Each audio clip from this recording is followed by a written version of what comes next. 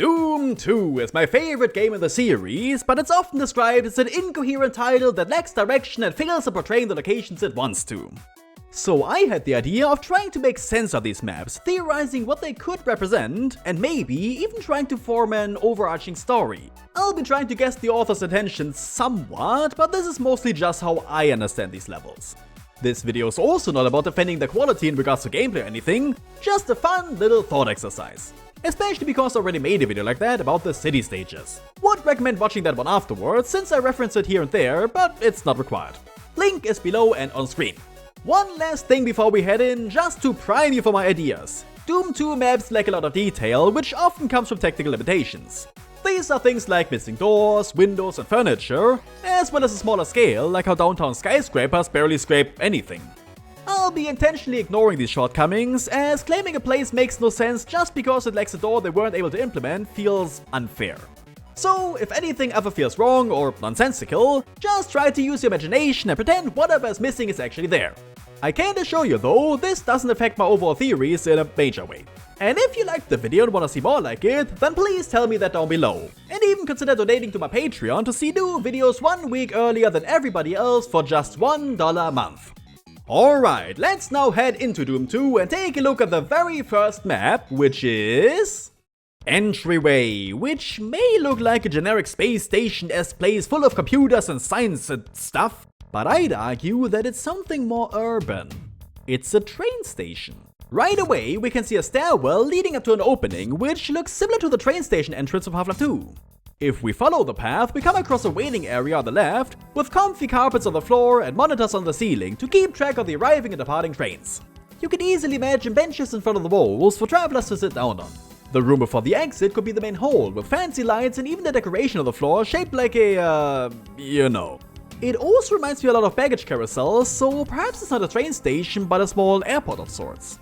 Another small detail is the rocket launcher secret, which is reached by smashing down onto the light fixtures from above, short-circuiting the electronics and opening the door for maintenance. The exit then either leads up to the train tracks above, or down to the subway system below, with Doom Guy either hitching a ride or steering a train himself like in Half-Life or Wolfenstein. Whatever it is, it's obvious why Doom Guy would seek this place out, as it beats walking everywhere. And so you travel to Underhalls, the first stop in your journey, quite literally in the sense. At first glance, this place seems like a sewer, but this doesn't make a lot of sense. I mean, why would everyone have to walk through water to get everywhere? It's not like you can't have little walkways on the side, which is actually the case for a later part of the map. That one is probably always underwater, likely due to being a maintenance section. Instead, I'd argue that Underhalls is really a small subway system, which has been flooded thanks to the demonic influence. Your train has reached its destination and now you have to find a new one to proceed. You begin at a train stop with another one across you on the other side. There are again monitors for keeping track of the trains, as well as a small interior. Maybe these are meant to be restrooms even. I mean, there's one on each side. If you follow the underwater tracks, you come to another stop where zombified humans are waiting for a train that will never arrive. Now, I already know what you're gonna say. If it's a subway system, then it's awfully small, right? Look. It's very cold down here, okay? Jokes aside, that is true, but the proportions of Doom 2's maps are much different than ours. Just look at the tiny skyscrapers I mentioned at the start, which are about as wide as my one-room apartment. So it's instead an abstract representation of a much larger place, similar to how early LEGO sets worked. At the second stop, there's even a house with some grass and the open sky, which could imply that this is part of the nearby neighborhood. Maybe the stone walls represent rubble blocking the street. The maintenance section could then be full of barrels of fuel for the train, a concept we're going to revisit later. On the other hand, the exit room likely contains the controls for the tracks, the switch opening up the way for your old train or new one. In that sense, it's very similar to On a Rail from Half-Life 1, which had you pilot a tram through flooded sections, and also required you to redirect it near the end. But ultimately, your ride comes to a stop in the Gantlet, the main reason why I keep insisting that Doom Guy is traveling via train. A Gantlet is the place where two train tracks converge, meaning that this could be another train station or perhaps some sort of depot. You arrive from the tracks outside and enter a waiting room which has a lovely fountain for decoration. Walking outside reveals yet another section that has been flooded recently. Because once more, there's no reason for why the stairs lead down into water and why the room with the chain gun is completely submerged. The room with the soul sphere was likely an elevator that had crashed down, with the other entrances to the area now being inaccessible underwater.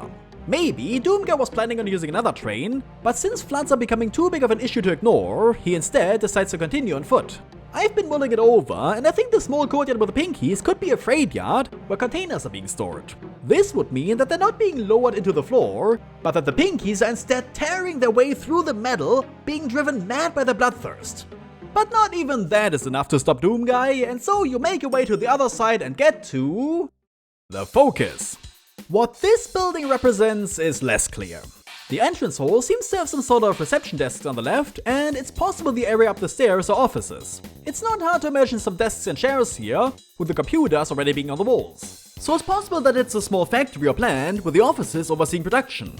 There's even a storage room. The final room appears to be a maintenance section or another part of the production line. After raising the walkway to the exit, you can leave through the employee entrance. And then it's just a small way to travel until you get to the waste tunnels. Gee, I wonder what this place could be. But jokes aside, I actually don't think that the entire map is meant to be a massive sewer. What kind of sewer has windows to the outside anyway?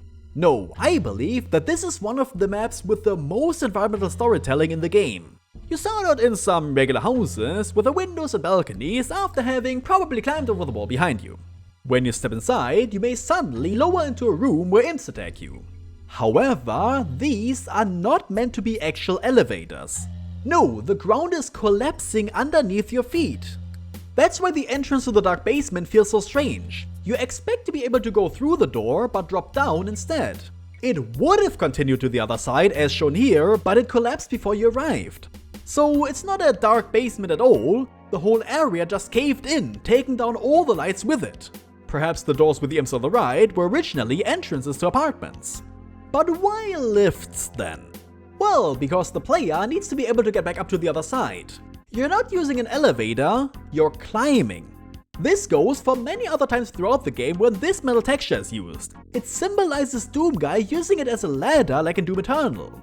And when you climb back up, you're now in the entrance hall with another decorative fountain and a door on the left leading to perhaps more apartments. The reason why this whole place looks so strange is because it's been mostly destroyed. Look at the messy floor texture. You're walking on rubble. This means that the sewer entrance wasn't there originally either, because what sewer is connected to houses like that? Instead, the passage was blown open. This also goes for some of the other walls you can lower and open, as you're pretty much tearing them down with your bare hands. The exit room also didn't have massive pits with water at the bottom initially. Instead, I believe it was actually a car park or garage, the alcove with a window and the key representing a parking booth. So, in a way, you're buying a ticket to get out of there. Maybe Doomguy was hoping to snag a car on the way back out, but no such luck. You then take an actual elevator upstairs and walk towards the Crusher. Now, this level is very strange, and I have two possible theories for what it could be. The first one is straightforward. It's a factory.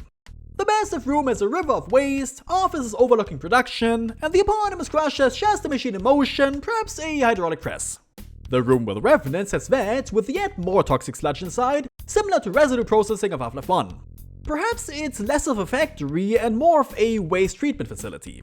There's even a grassy courtyard with a floor split open, and yet another machine in the final room that you can access via the teleporters. There's not much more to this theory, and while I think that it's more likely, it's less interesting than my other one, namely that the whole place is actually a prison. The offices are actually cells, the metal bars not being stand-ins for windows here. The rooms above are not just walkways, but places for the guards to monitor the inmates. The river wasn't there originally, but was created via a large crack similar to the courtyard. But what's the Crusher then? Well, what do you do with it? You use it to execute demons. It's an electric chair, which would also explain the flashing lights. The level being a prison also explains the amount of elevators. They're like metal gates that you can only open from one side to prevent people from escaping. Maybe the Revenant room is still a factory where prisoners are going to work for barely any pay. And the final room? It's a panopticon. A large tower in the middle, overseeing the cells surrounding it, not shown due to limitations. There's no way to look inside because the point is to never let the prisoners know when they're being watched. There had been hell on Earth all along, and it partially came in the form of the torture of its lowest class citizens. Grabbing the yellow key then unveils this illusion and allows access to the inside, where you can then use the controls to open up the way to the outside. This is the theory that I prefer. It's a bit more bonkers, but more fun. Either way, both a factory and a prison are giant metallic facilities where it's harder for demons to move around in, and Doomguy likely entered it because it was safer than strolling through grassy plains. But eventually, you end up at an outpost of hell. That's simple. It's a heavily destroyed area as indicated by the ruined walls. In fact, they're so damaged that they crumble after defeating all the mancubi, likely due to the intense battle. I'm unsure what this level is actually meant to be. This is also where the locations are starting to get warped and twisted by Hell's magic, so from here on, it'll get harder to identify anything. And there's no place where to better see that than tricks and traps, which used to be part of the starport, but is now unrecognizable. The sole reason it looks like this is to mess with you. Not just you, the player, but Doomguy, the character. The demons know he's coming. They've seen what he's capable of. Now, they're not just trying to break his body, but his mind and spirit.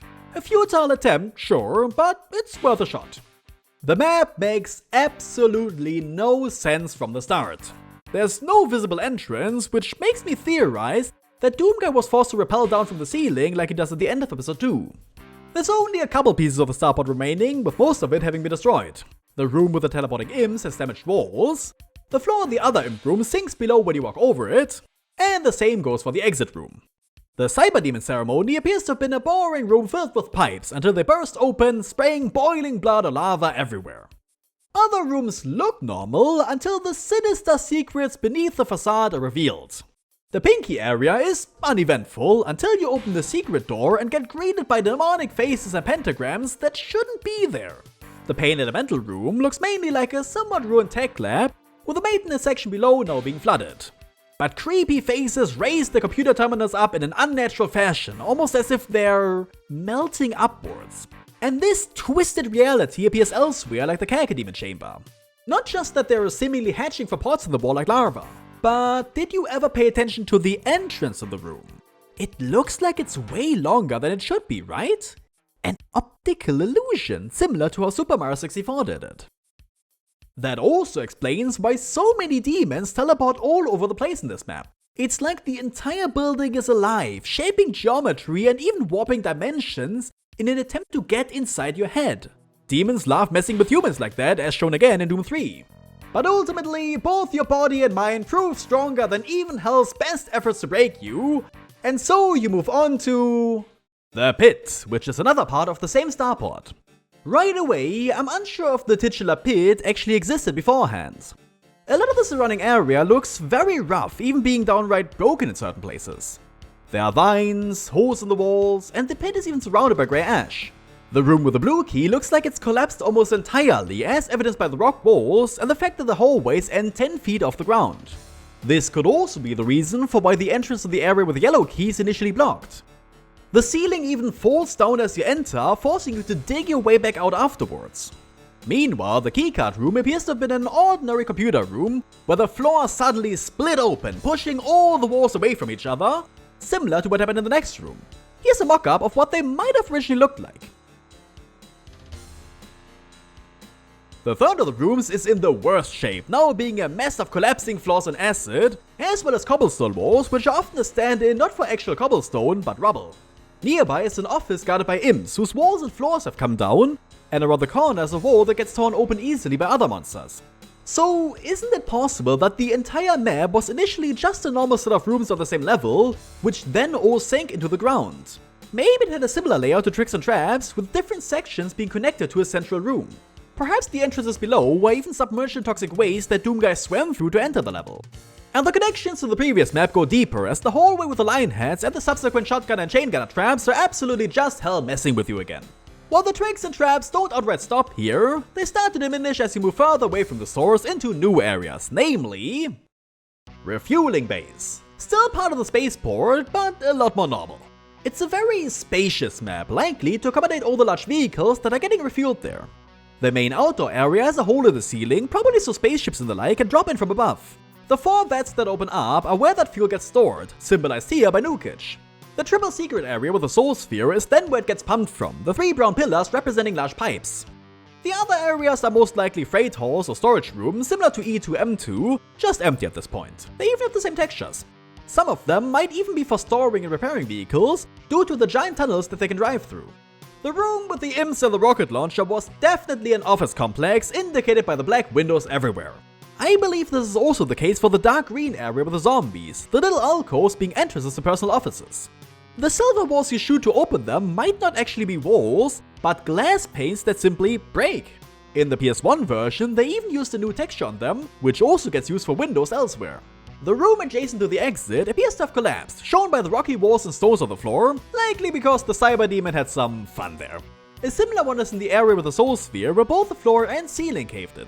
There's even a few rock walls that Doomkid has to tear open with his hands to get past. Despite all this destruction, this map is mostly untouched, showing us what Earth looked like before it went to hell. However, this is the last time, so take a good look before we head into the Circle of Death, the so-called haunted heart of the Starbase, now unrecognizable from what it used to be. The only place that sort of looks like it was made by humans is the Archvile house. I think the implication is that the house has been mostly burnt to the ground by him, with the burning barrels being stand-ins for raging fires. This could mean that the walls surrounding the building aren't metallic but are either completely scorched or have been burned away to expose the metal beams beneath. Do keep that in mind for later. The building across was likely also a normal house at one point, with both of them being located on a street that's now blocked by rubble, suggested here by the rock walls and pebble floor. The titular O of Destruction could perhaps be an overpass now completely corrupted. I honestly think the entire map is past the point of resembling anything from Earth, and at the exact point where this metal floor ends, hell begins. Also notice how this is where man-made structures meet natural rock formations, as if the whole area has been consumed by stone. Oh, but the end of the level is the most interesting. To me, it looks like a possessed house that's now gazing upon you with a demonic visage, as if an inanimate building could be alive and, indeed, evil. A very Lovecraftian take, surprisingly, not coming from Sandy.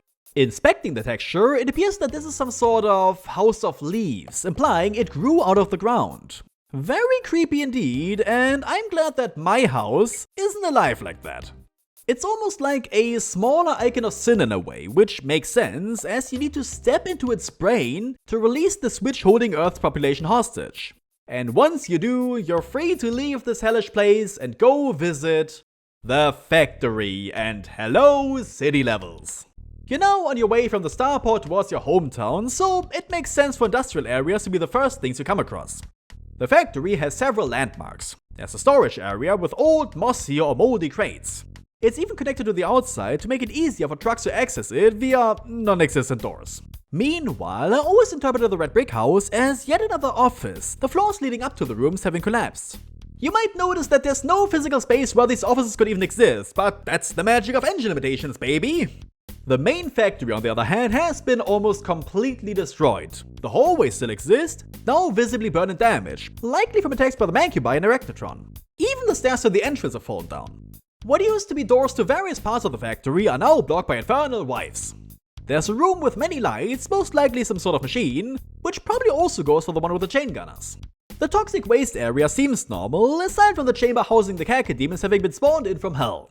The room with the shotgunners, however, has been completely ruined, the floor crumbling underneath your boots. The place where you get the yellow key is probably the office of the foreman, who has been mutated into a chain gunner, not willingly giving up the keys to his factory. But it does allow you to reach another engine room where Catacombs have taken residence on the moving pistons. This is a really funny map, since you can tell that it was made by someone who has absolutely no idea what factories do, beyond that's where stuff is made. So they barely filled the level with random things that look like they might belong in one, hoping the player would get the idea. Why yes, they say, this is the room where the smorgasborders move up and down. And this is the Lampy Lighty room, which produces electrophotonical energy to power the zigzagulator. Standard procedure at the business factory. You may also notice that from now on, you almost always leave maps via a teleporter. You're not just activating switches and taking lifts, but are leaping across space and time to get around faster. Earth is almost inaccessible at this point, which we can clearly see in Downtown, one of Doom 2's most contentious maps, and one I already talked about more in my older video. I'm just going to mention a few things that came to mind since then. For instance, the floor always stood out to me because it didn't make much sense. White pebbles are usually decorative, but across an entire city? However, that's when it occurred to me. They're not pebbles at all, but rubble and ash. Almost all the buildings are destroyed in some capacity, with gaping holes in the side, barely keeping it together. The red keycard building also collapses right in front of your eyes, and the ceiling above the plasma rifle caves in as you try to grab it. Heck, you can even break open a wall to obtain a blue armor. And the storage facility, the one with the big arrow, is also only connected to the nearby building via a tunnel that got created by an earthquake, explaining the stone floor and sudden drop. Maybe that's not even a lift at the end of it, but a very, very dedicated Doom guy climbing his way to the top. By the way, about the arrow, it's become such a huge meme in the community, but what if it has an actual explanation? Maybe there were some people who had heard of Doom guy's deeds and used their last energy to draw it onto the floor, trying to help him in any way they could. And then they died. And you make fun of the arrow. What's wrong with you? You sicko. Anyway, while a lot of the other structures are seemingly untouched, it becomes clear that's not the case when you travel inside. Instead of regular rooms to house humans, you just come to find hellish constructions and demonic faces staring back at you. It's as if all the organs got devoured, the hollow carcass now being artificially held up by a rotting interior. The Pinky building also contains some vines on the walls, which definitely weren't there before. Above the entrance, we can see a marble texture that they likely forgot to remove, but which could explain how these plants got there. Maybe all it took was for hell to teleport this part in before they spread out over the surrounding walls, like vines do. A creepy thought that Earth managed to get taken over not just by demons, but also by being slowly infested. Which again plays into the idea of buildings being alive. It's honestly no wonder why none of the city levels look like one, if this is the state of them when we get there. But as quickly as we've arrived, we flee into the Inmost Dens. I always figured this one was a set of catacombs, but on closer inspection, it might be an assortment of castles. There's even this bridge connecting two forts, which feels strangely familiar. Whatever it is, it's certainly rundown, as you need to jump through holes in the wall and even over small chasms to reach the other side. Is it man-made though? Hard to tell. But when we look at the other maps, we can see that hell likes to turn modern buildings into ones resembling gothic structures, similar to humans erecting houses in nature. So it's possible that hell thought this place already fit that aesthetic and didn't alter it further. But there is a level where we can see this corruption on a larger scale, namely Industrial Zone, another map already discussed in the other video, so I'll keep it brief. The bricks across the waterfront are definitely meant to symbolize the rest of the city, meaning that's where downtown could be located. In fact, that map originally also had a waterfront. The first half of Industrial Zone was almost definitely made by humans, with recognizable buildings like warehouses. It's just that a lot of them were destroyed by the demons or taken over by hell. You can even join in on this fun yourself by detonating one of the buildings, leaving only rubble and smoldering ash behind, symbolized here by lava. The same likely happened to the big metal structure with the stairs, as indicated by the same texture below. It's like the outer wall completely collapsed, with the holes being former windows. It was also probably originally connected to the other building with a teleporter. The second half of the map, however, comes straight from hell. The ground tore open, and out of the ashes rose demonic structures. I love the detail of the blood splats on one of the wooden doors here, with corpses in front of them. The humans were already fighting back when some of them were smashed against it, leaving only a wet spot behind. On the other side, we can see a castle, which I always interpreted as the actual castle Wolfenstein, considering that's how you get to the secret levels. Oh, and if you thought we wouldn't talk about Wolfenstein and Grosse, then you don't know me. Wolfenstein is a straightforward map, as it's the dungeon of the titular castle. You start out in a cell, reach a small inner courtyard with more cells and a dog cannon on one side, and afterwards enter the actual castle with its lavishly decorated rooms. I love the detail of both humans and even demons being imprisoned here. Almost as if the pea babies aren't the subject of torture, but are doing the torturing themselves. There's even a heart on a pillar, replacing what used to be a table in the original map. This makes me theorize that the pea babies are in fact eating humans as well. Which, funnily enough, is in character, as I pointed out in this video analyzing Wolfenstein 3D's maps. Then we move on to the second level, Grosse, which is the castle's entrance hall. But even this place has been corrupted, with flowing blood inexplicably lining the ceiling, and the pillars raising up to reveal items underneath. The P-babies may be able to live in one of the castles, but they're not able to leave, being forever trapped in their idiotic ideology. You wanted to create a world for true Aryans through bloodshed and oppression? Well, here you have it, marching empty halls every day for eternity without ever seeing the goal you were working towards. Godspeed, you will not be missed. Oh, and I have no clue if the Keens at the end are canon or not. But considering the relationship between him, BJ Blazkowicz, and the Doom Guy has been hinted at a lot, it's possible that this is Hell making a mockery of Doom Guy's ancestor. Imagine hearing of your great-grandfather who became a hero at just 8 years old, only to see him hanging from the ceiling here. Ouch. But Doom Guy is no wuss, and after shooting down his lineage, takes an elevator up into the best map of the game. Suburbs. Unfortunately, as much as I'd love to talk about this one for hours upon hours, I already did that. Many times. Go also watch Sandy Peterson's video in which he shows the real-life buildings that these houses are based off of. Anyway, remember these weird black windows around the starting area? I think at this point, you know what they represent. They're abstract depictions of houses, as small as they may be. Meanwhile, the ashy walls surrounding the map are likely meant to be rubble that the player is unable to cross.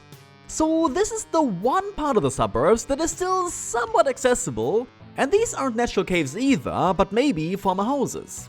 The pond was also definitely not acid initially, but was polluted by the demons, and the floor is not normally grey, but covered in yet more ash. I also love how it finally shows us what happened to all the humans. We've seen a few dead bodies here and there, maybe a flaw of blood, as well as the many zombies roaming the streets in Industrial Zone. But if we open the doors to the red brick building here, we can see that it's stuffed full of corpses. The floor inside is even tentacles, though I believe they're meant to represent entrails. It's possible that the bricks aren't even red, but are just covered in blood. How delightfully grim. In the PS1 version, the fire blue texture from the chimney is even more corpses smushed together like a gelatinous cube. The weird C-shaped structure on the side is also a baseball backstop, as pointed out by one of my viewers. This means that the structure in the back is probably the stands of the baseball stadium. The Revenant even serves as the pitcher throwing you the ball. I also love the hidden room with the demons, whose floor uses a computer texture. Almost like it's a representation of coding, since that's what it's for. But through another teleporter we step into Tenements. I said in the other video that I didn't think it resembled human buildings much at all anymore, but there are still a few things that we can recognize. Sure, these places look nothing like apartment complexes, but as I pointed out in Circle of Death, maybe the walls are simply charred. The starting house has 2 stairs going up to apartments on the left and right, which used to be connected to the rooms where the imps hurl fireballs from. The part with the Hell Inspectors was probably also high up initially. You can see that the quote window doesn't line up with the floor well, and used the elevators to climb back up again. The same area originally existed on the other side, but has now collapsed entirely into a pool of human blood, leaving only a flimsy platform made of rubble behind. Meanwhile, the start is now also filled with polluted water like in Suburbs, with the main courtyard in the middle of the map being flooded the most. The structure in the middle likely used to be a statue of some kind, or maybe a big lantern. The building to your right is in an even worse condition than the first, now consisting of nothing more but shattered remains. To proceed, you pretty much have to dig your way through it to reach the doors, and then raise more debris to cross the gap. It's a similar story in the house across. The brown brick structure in the middle was probably also an apartment before the lower parts got flooded and the floor above caved in. At the front of the building, we can see a room with grey bricks that's, apart from the uneven stairs, mostly intact. On the other side, however, the same type of room has been destroyed. The dark area at the back were probably some nice comfy rooms initially, but as indicated by the walls, have been reduced to ashes. And similar to the waste tunnels, they're now involuntarily connected to the sewers. The fourth building, however, has been completely corrupted by hell. Notice how the windows are now just demon faces.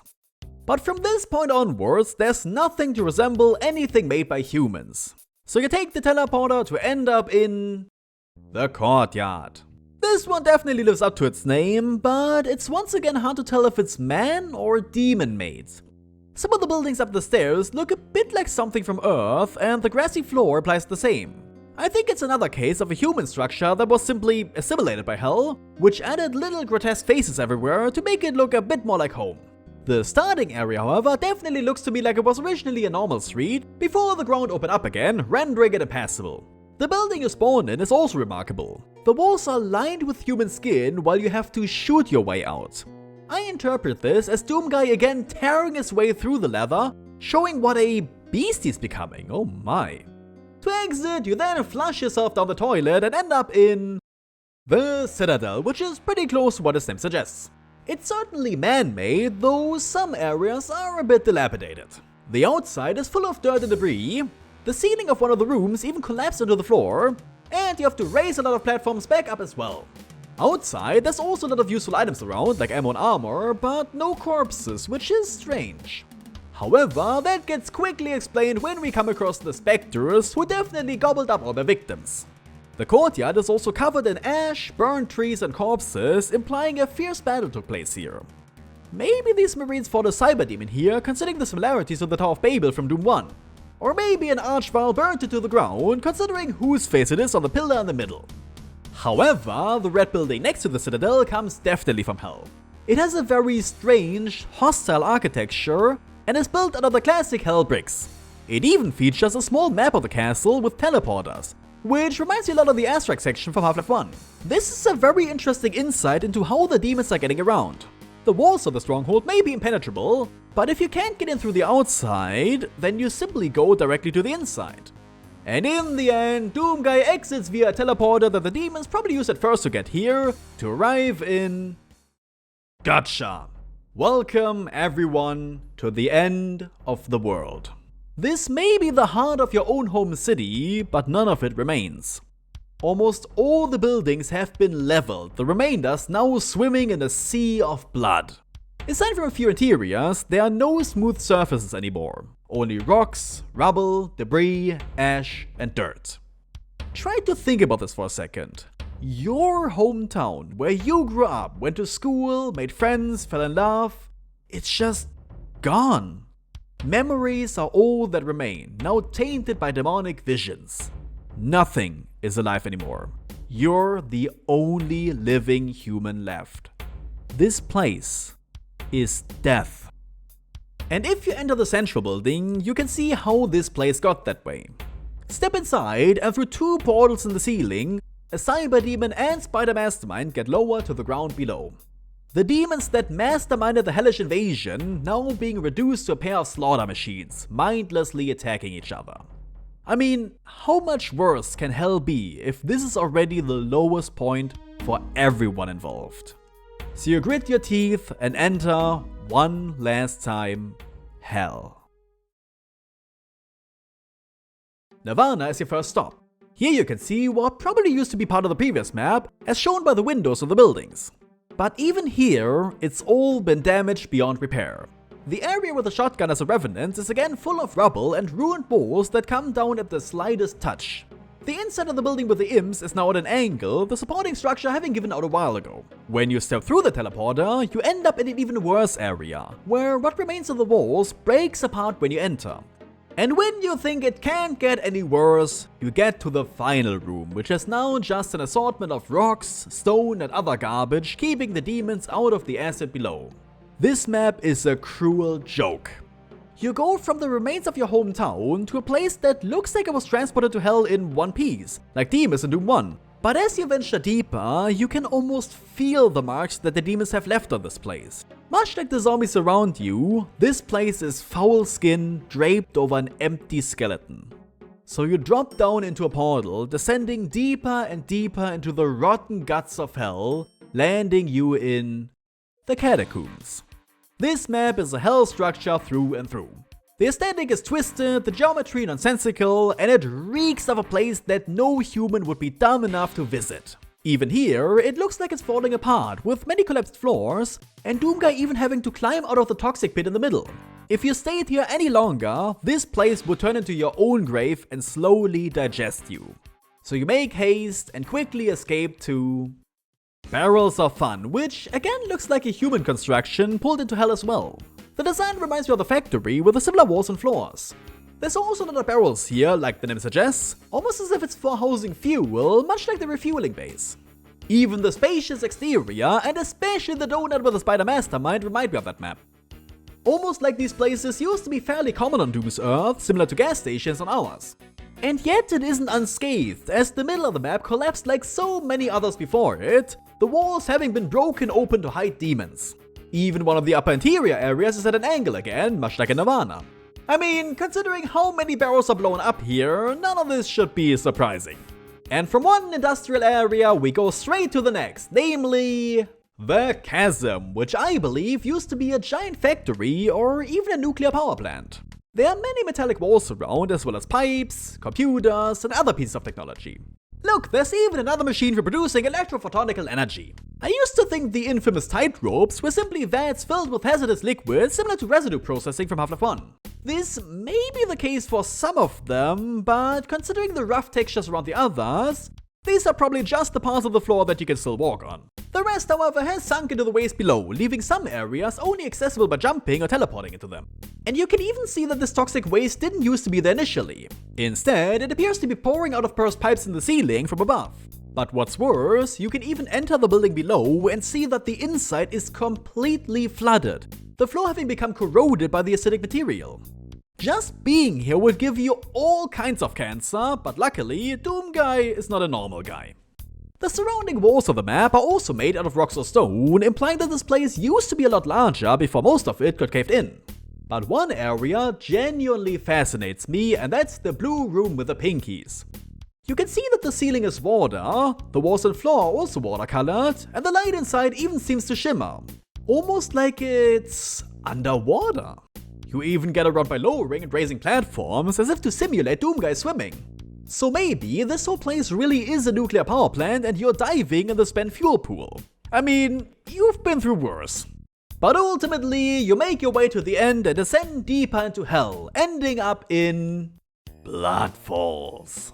This one is definitely a hell level, even if it was originally planned to be part of the city. There's not much to say here, it just looks like ancient ruins that now serve a demented purpose.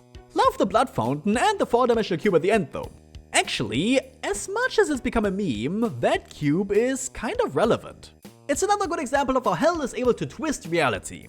It's very Lovecraftian again, that it's this structure that makes absolutely no sense to a human and would likely drive them mad if they looked at it long enough. Maybe it's a glimpse into a part of hell that is beyond comprehension. Glad we never visit that. Instead, we go straight to the Abandoned Mines. The name and the overall look of the map suggest that this is not made by demons, but mankind. Okay, so it's a generic mine, right? Not quite. Take a good look at the textures that are being used here. Notice how little space tech it uses, if any at all. Very basic metal walls, wooden floors, barely any lighting. It looks like something that could have been built in the 20th or even the 19th century.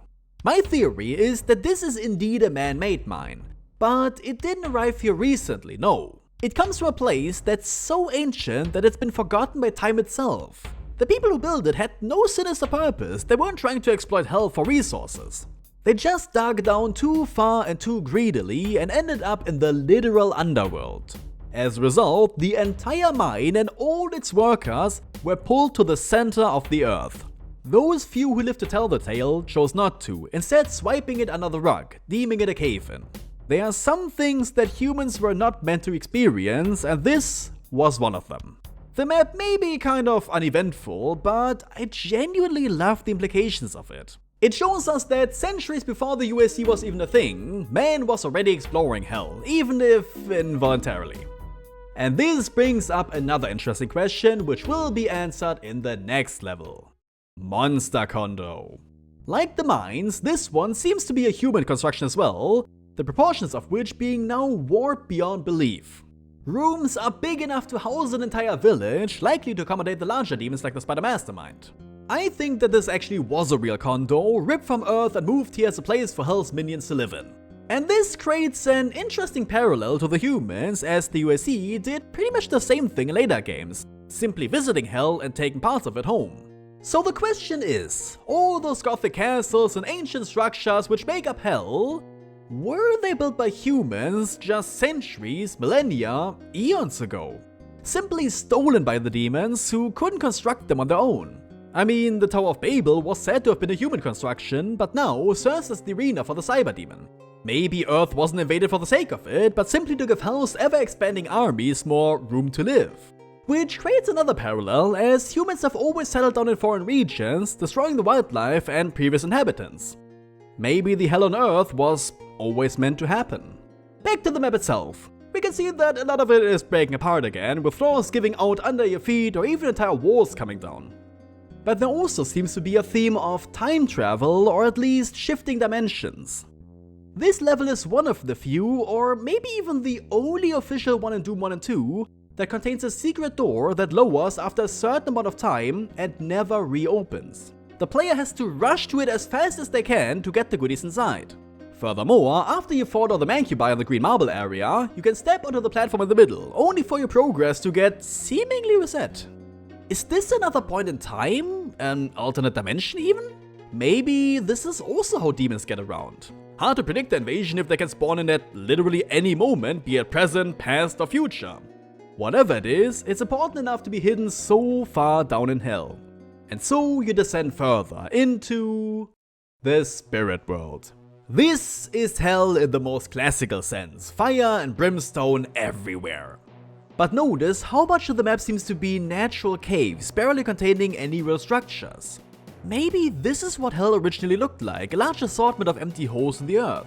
No wonder it's stole from the humans then, it's miserable here. Even the rooms that do look like they were actually made by someone or something feel alive. The throne room features rotating pillars of human faces with its walls burning bright blue. Nearby is a tunnel of infinitely long spines. These can't be human, they're far too big, so what are they? Deceased ancient gods, perhaps? Even the exit room's walls are lined with skin, the floor being presumably guts again. Maybe this place wasn't built after all. Maybe you're walking inside of a rotten corpse, artificially being held alive by twisted magic. These demons don't raise from the ground, they're being regurgitated. This entire part reminds me heavily of In the Flesh from Blood, which took this concept even further. And it's not like it's new to Doom either, as we previously entered a massive skull in Circle of Death.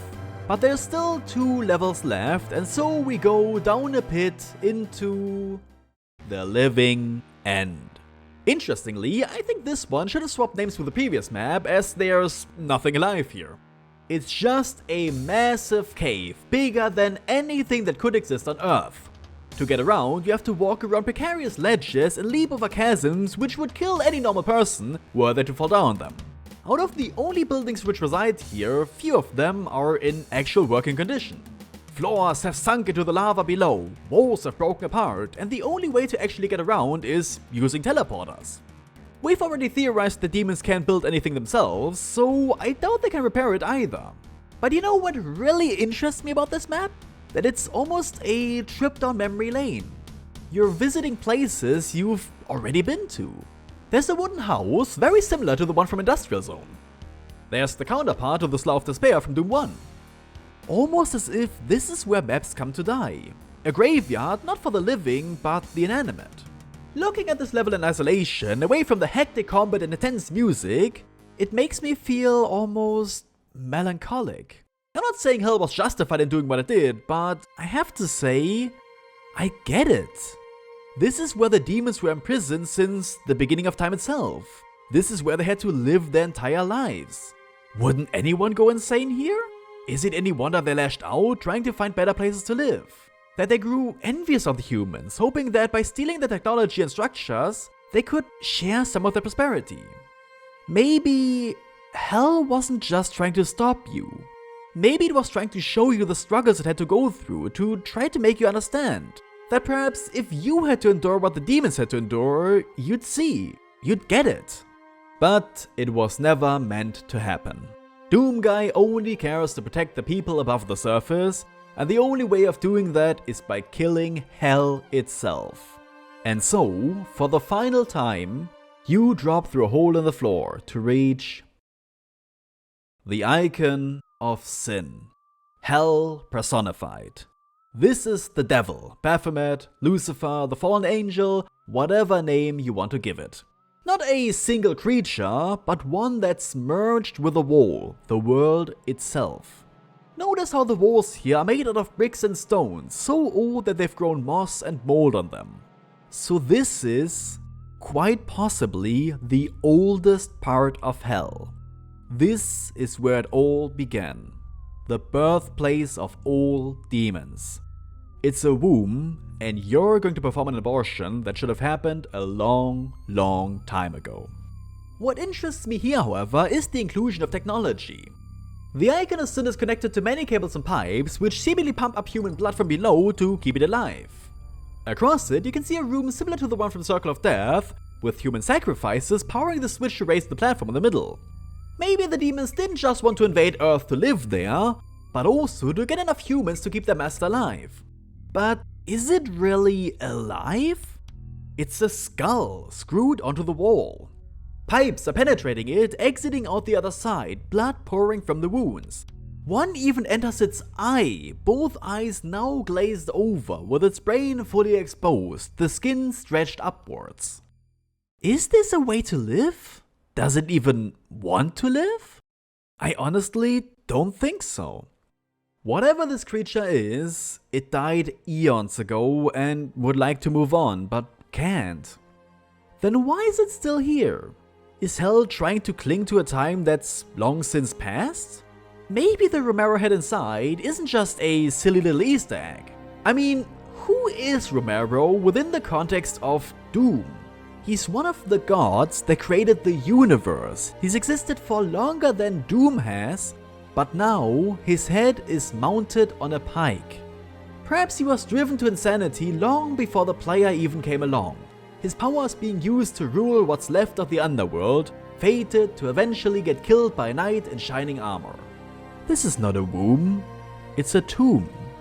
Maybe the title of the series itself isn't referring to the fact that mankind is doomed, but demonkind.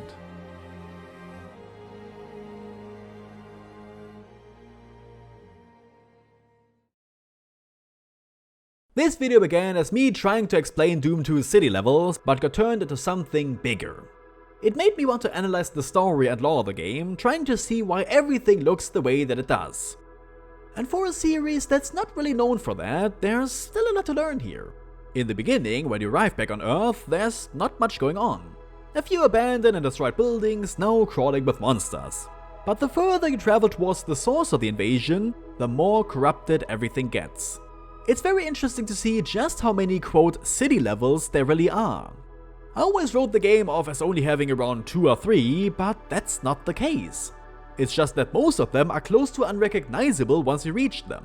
Even as you enter hell, many human buildings arrived there before you did. So it's not just hell on Earth, but also Earth in hell. It really made me appreciate the game and series as a whole a lot more. There's many details that are easily overlooked, in part due to what makes these levels so special, their surreal and abstract designs. You just need to be willing to use your imagination. The game was inspired by D&D after all. And actually, if the game looked more coherent, then I don't think many of my theories could even exist. It's hard to fill in gaps when there are none. It's also interesting how many elements from the modern titles were already present back then. Turns out that even back in 1994, Doom Guy was already climbing walls, punching through rocks, even jumping and swimming all over the place. I feel that if the old games were made today, they'd have a lot more explosions and environmental destruction. So in a way, it even made me appreciate the newer games more, even if I wouldn't say I like them as much as the classics. Anyway, I'd love to hear your opinions, especially if you always wrote Doom 2 off as being an arrangement of nonsensical, poorly designed stages. Maybe you're now able to appreciate these maps just the tiniest bit more. And if you have your own theories, please let me know. This is just how I interpret the game, what made more sense to me. I'm sure I'd even change my views if I heard something that fits even better. Please also tell me if you'd like to see more videos like these. I can't promise anything, but maybe I could do the same to Doom 1, or even the dreaded Plutonia and TNT. We'll see. And if you want to support me and my channel, then you can do that by dropping a like, subscribing, and even by donating directly to my Patreon. Anything is appreciated. But for now, thank you very much for watching, have a wonderful day, and goodbye.